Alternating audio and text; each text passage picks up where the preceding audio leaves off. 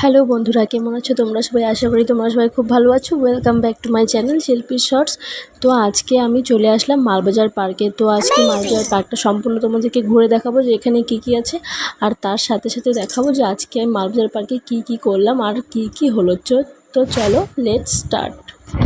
তো পার্কে ঢোকার পর আমরা চলে আসলাম দোলনার এখানে, কারণ সোনামা খুব বায়না করছিল ও দোলনায় চড়বে বলে। তারপর ওখানে কিছুক্ষণ দোলনায় চড়ার পর আমরা চলে যাচ্ছি এখন ভিতরে, পার্কের ভিতরে। চলো, পার্কটা সম্পূর্ণটা তোমাদেরকে ঘুরে দেখাতে হবে না।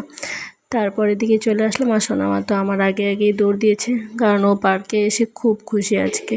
আর এই যে ডান দিকে দেখতে পাচ্ছ, এটা হলো পার্কের ম্যাপ, এখানে সব কিছু দেওয়া আছে। আর এটা হলো বাঁ দিকে বাচ্চাদের টয় ট্রেন, খুব সুন্দর একটা টয় ট্রেন। অবশ্য 50 টাকা করে টিকিট লাগে এখানে উঠতে। আর এই যে এখানে খুব সুন্দর একটা ঝর্ণা, সোনামা এই ঝর্ণাটাকে দেখছিল খুব মন দিয়ে। তারপরে আমরা চলে গেলাম এখানে মাছ দেখতে। এখানে কিন্তু মাছগুলো খুব সুন্দর ছিল দেখতে, খুবই ভালো লাগছিল, জাস্ট অসাম, মানে বলার মতো না, এতটাই ভালো লাগছিল দেখতে। তো এখানে আমার সবথেকে বেশি ভালো লেগেছে যেই মাছটা, সেটা হচ্ছে হলো এই যে এই মাছটা। দেখো, মনে হচ্ছিল যেন জেব্রার মতন একটা ডোরা কাটা, কেমন যেন একটা, বাস খুব ভালো লাগছিল দেখতে, বাস বলার মতো না, এতটা ভালো লাগছিল আমার। তারপর আমরা এখানে চলে আসলাম সোনামাকে নিয়ে, এখানে খেলবে, কিন্তু দেখো ওইখানে খেলা যাবে না, কারণ হালকা বৃষ্টির কারণে এখানে এটা লক করে রেখেছে।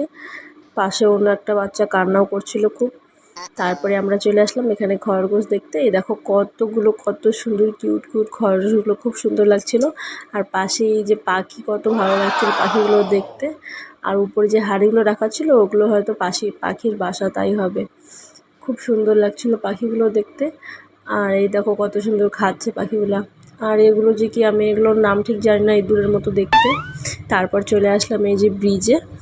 এই ব্রিজটাও খুব সুন্দর লাগছিল দেখতে। ব্রিজ থেকে ওইদিকে দূরে আরও একটা ব্রিজ দেখা যাচ্ছিল। ওই ব্রিজটা অবশ্য কাঠের ছিল, কিন্তু ভালো ছিল, খুব সুন্দর ছিল।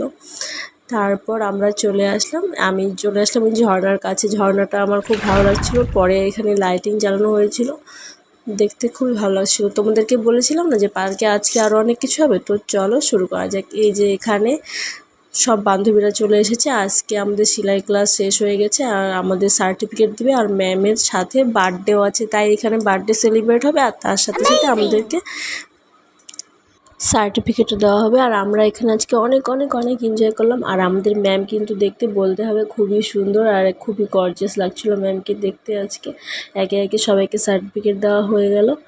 তারপরে আমরা সবাই এখানে দাঁড়িয়ে একটু ছবি তুললাম। ছবি তোলার পর ম্যামের কেক কাটিং হলো। এই যে কেকটা দেখতেই পাচ্ছ কতটা সুন্দর লাগছে, বুঝতেই পারছো এটা সেলাই ক্লাস যেহেতু শেষ হয়েছে, আর ম্যাডামের আজকে বার্থডেও, সেই জন্য কেকটা এরকম করে ডেকোরেট করা হয়েছে। আর আমাদের ম্যাম কিন্তু অনেক ভালো করে মানে ক্লাস করায়, অনেক ভালো সেলাই শেখায়। তোমরা কন্ট্যাক্ট করতে পারো। ম্যামের বাড়ি মালবাজারে। ম্যামের নাম হলো দীপিকা ম্যাম, আর সারনেমটা আমি জানি না। তো ফাইনালি ম্যাম কেক কাটছে, আর তোমরা দেখতেই পাচ্ছ এখানে। তারপর সব স্টুডেন্টদেরকে কেক দেওয়া হলো। তারপর এখানে আমরা সবাই মিলে ম্যামকে একটা গিফট দিয়েছিলাম, ম্যাম সেটাই আনবক্সিং করছিল। তোমরা একটু দেখো যে আমরা কি দিয়েছি সবাই মিলে। আর ম্যামেরও মোটামুটি ভালোই লেগেছে এটা। একটা ব্যাগ গিফট করেছিলাম ম্যামকে সবাই মিলে। এই যে ব্যাগটা খুব সুন্দর হয়েছে।